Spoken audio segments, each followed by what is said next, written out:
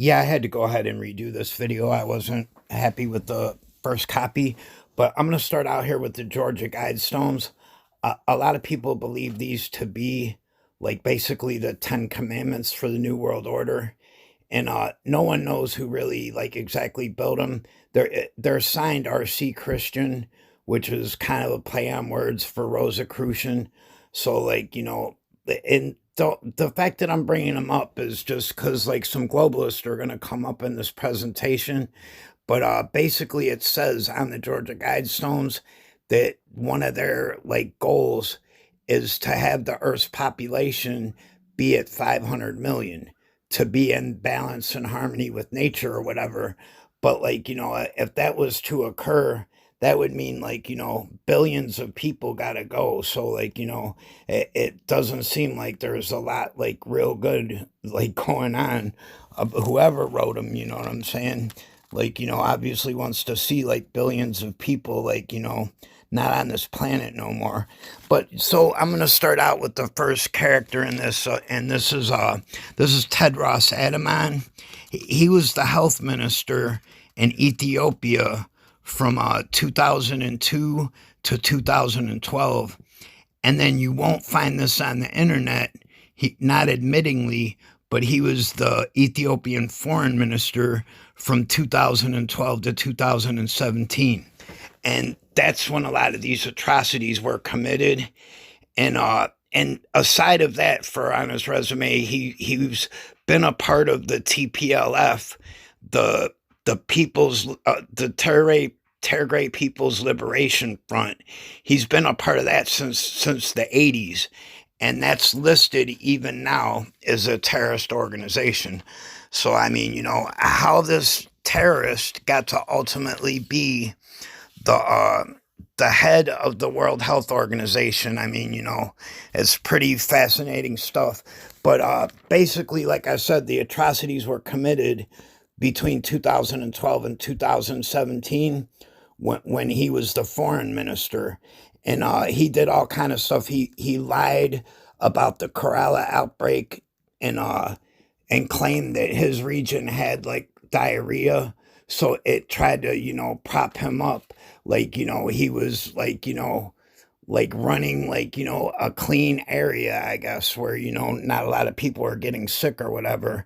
So basically, he was crooked, and, he had armed soldiers like backing him up on everything. And during this time was when he was linked up with Bill Gates, and during that time, like the birth rates dropped dramatically among the people of Tigray, and and also, and this is what kind of like makes him like basically a war criminal to me.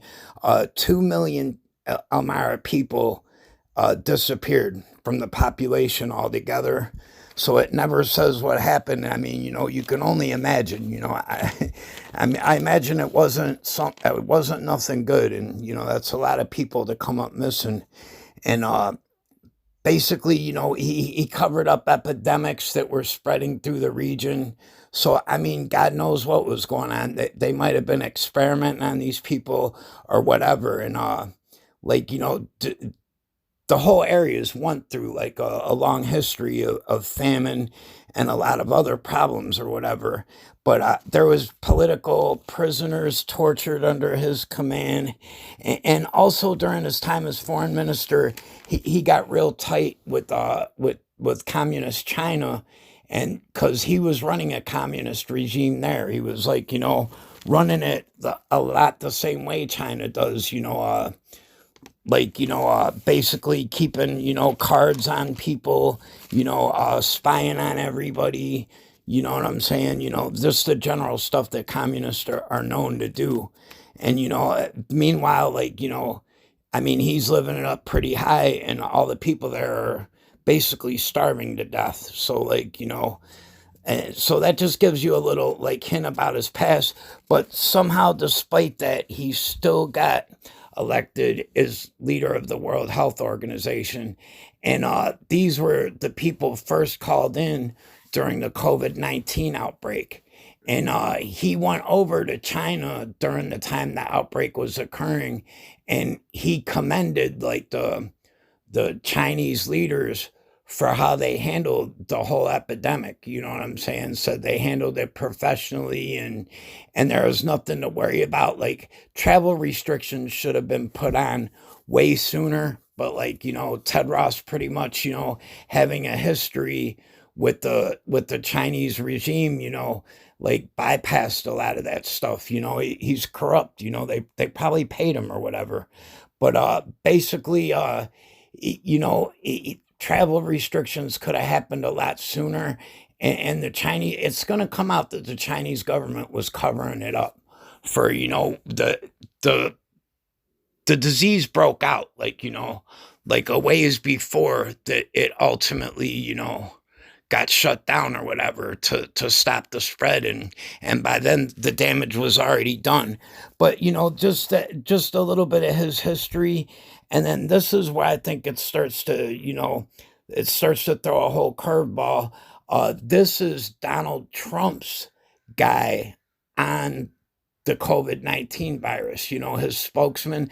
I know you've seen this guy standing next to Trump all through these press conferences, but this is what he had to say about Tedros Adhanom. Um, so, Tedros is really an outstanding person. I've known him from the time that he was the Minister of Health of Ethiopia. I mean, obviously, over the years, anyone who says that the WHO has not had problems has not been watching the WHO. But I think under his leadership, they've done very well. He has been all over this. I was on the phone with him a few hours ago, leading a WHO call. No, I'm not. I'm not talking about China. You asked me about Tedros. World Health Organization praising China for its transparency and leadership on their response to the pandemic. But I can't comment on that because I don't have any viewpoint into it. I don't even know what your question is. So, you heard it. So basically, according to him, Tedros is a hell of a guy. And, you see that they tried to question him about how the COVID-19 was handled in China. And he didn't have nothing to say about that. You know what I'm saying? He ended the press conference real quick. And basically, I just don't think that, I feel funny about entrusting him, with our nation's health, just basically because of the company he keeps. But as far as his organization goes, he's been an AIDS researcher, since we got hit with the AIDS virus. And he was granted $15 million to start PEPFAR, which is a research organization for AIDS. And he appointed Mark Dybel as the director to PEPFAR. And they've just got all kind of grants, 15 billion, 85 million, 70 billion. They've got all kinds of money, but they've took care of people and they've gave people their medicine or whatever to, just to stop, it pauses the AIDS virus. It don't kill it, but they did never come up with the cure. And to me, that just seems like a lot of money. You know what I'm saying? That they should have certainly came up with something. But basically his director, Dybel's got connections, with the globalists, the people that got their hands in everything, the Clintons and Bill Gates. And he was actually working on a thing with Bill Gates. Bill Gates has just got his hands in everything. I think he should just retire and, play some golf or something. It's ridiculous.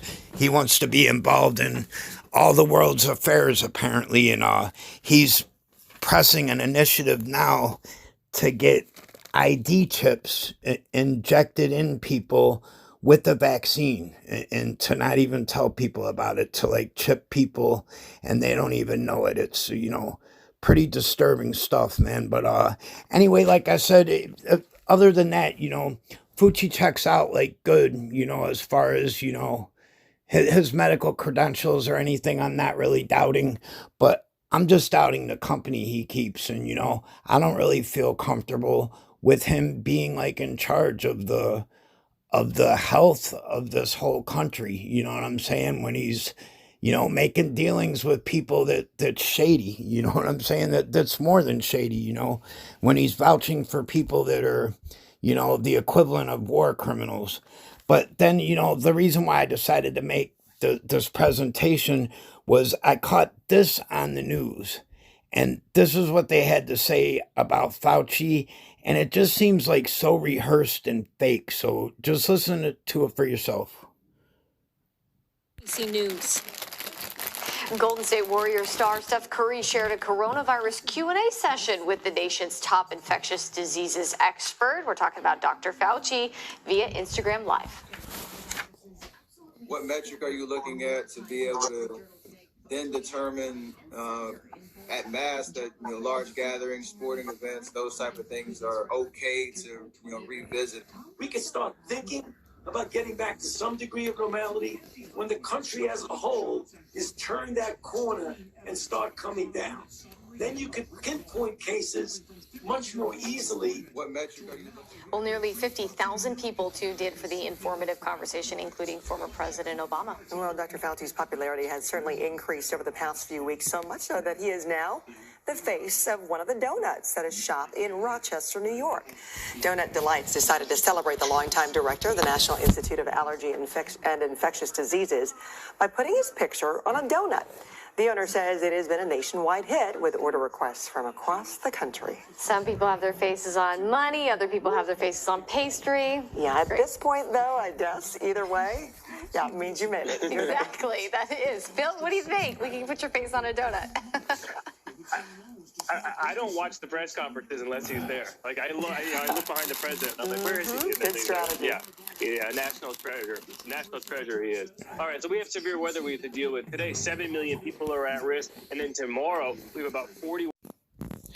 I just think basically the whole news report sounds really like like rehearsed pretty much. Like they're going out of their way to say what a guy. You know what I'm saying? That our director in charge of our health is. But I just wanted to play it's real quick. I wanted to play his interview one more time, and I got a couple observations. So Tedros is really an outstanding person. I've known him from the time that he was the Minister of Health of Ethiopia. I mean, obviously, over the years, anyone who says that the WHO has not had problems has not been watching the WHO. But I think under his leadership, they've done very well. He has been all over this. I was on the phone with him a few hours ago, leading a WHO call. Transparency, sir? No, I'm not talking about China. You asked me about Tedros. World Health Organization praising China for its transparency and leadership on their response to the pandemic. But I can't comment on that because I don't have any viewpoint into it. I don't even know what your question is.